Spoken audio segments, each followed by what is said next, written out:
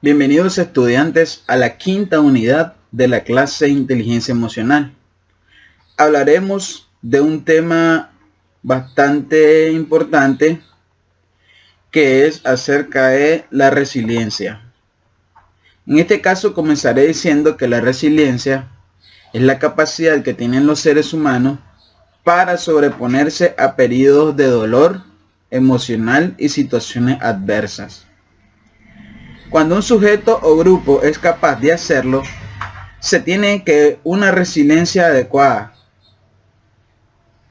y puede sobreponerse a contratiempos o incluso resultar fortalecido por esto. Ya.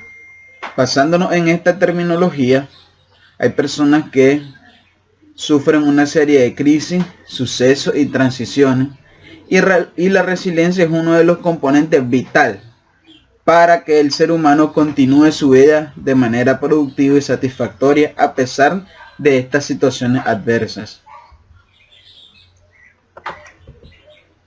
Perder una batalla o perder todo lo que pensamos poseer nos entristece. Pero cuando pasa ese momento, descubrimos la fuerza desconocida que existe en cada uno de nosotros. La fuerza que nos sorprende y hace que nos respetemos más a nosotros mismos. Miramos a nuestro alrededor y nos decimos, he sobrevivido, y nos alegramos con nuestras palabras. Una persona es definida como resiliente cuando viviendo o habiendo vivido en una situación de riesgo, exclusión o traumática por algún motivo, es capaz de llevar su vida de manera normal. Esta normalización se produce a través de la interacción entre sus variables o características personales, con las variables contextuales en las que se produce su desarrollo. Ninguna de estas variables personales o contextuales por sí sola es causa suficiente o necesaria para poder hablar de resiliencia. No se puede hablar, por tanto, en términos de causalidad. La resiliencia es entendida como la capacidad para mantener un funcionamiento adaptativo tanto de las funciones físicas como de las funciones psicológicas en situaciones de crisis. No es una habilidad o capacidad absoluta o que se adquiere de una vez y es para siempre. No, las situaciones son variables. Entonces nuestra capacidad para enfrentarla es de igual manera variable. La resiliencia es la resultante, ¿sí?, de un proceso dinámico y evolutivo que varía según las circunstancias, la naturaleza de la situación, el contexto y la etapa de la vida, y que puede expresarse de muy diferentes maneras en culturas o entornos. La resiliencia es, por tanto, el fruto de la interacción entre el individuo con su entorno. Es un proceso, un devenir, de forma que no es tanto la persona la que es resiliente, como su evolución y el proceso de vertebración de su propia historia vital. Entonces, como pueden escuchar, la resiliencia, ¿verdad?, abarca varios contextos, varios componentes que la integran en una sola. Uno de los términos bastante utilizados, como ya se los había mencionado anteriormente, en la resiliencia es el término crisis. Una crisis es un estado temporal de trastorno y desorganización caracterizado principalmente por la incapacidad del individuo para abordar situaciones particulares utilizando métodos acostumbrados para la solución de problemas y por el potencial para obtener un resultado radicalmente positivo o negativo. Muchas veces las crisis, ¿verdad?, provocan un estado de desajuste total del ser. Y eso sobrepasa nuestras habilidades para poder hacerle frente a esa situación que ha provocado una desorganización en nuestras capacidades. Una crisis psicológica ocurre cuando un evento traumático desborda excesivamente la capacidad de una persona de manejarse en su estado usual.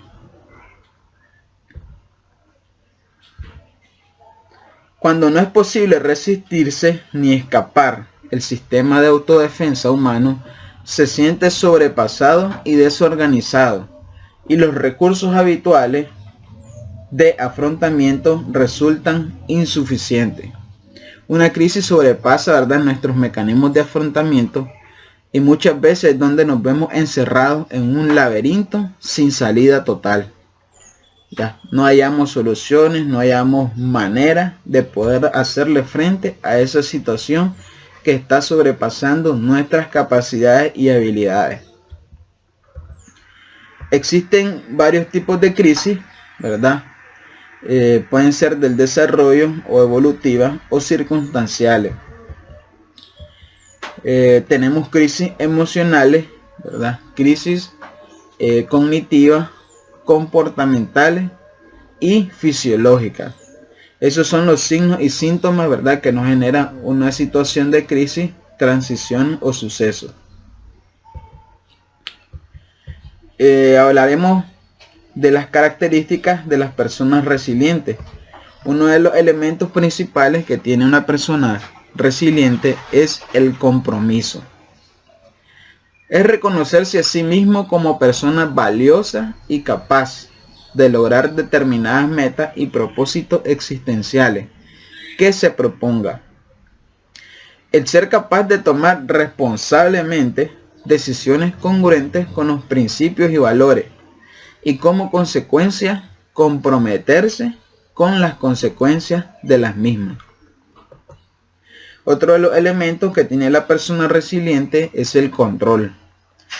Es la propensión a pensar y actuar con la convicción de que son ellos, y no la casualidad o los demás, quienes deciden o pautan el curso de los acontecimientos.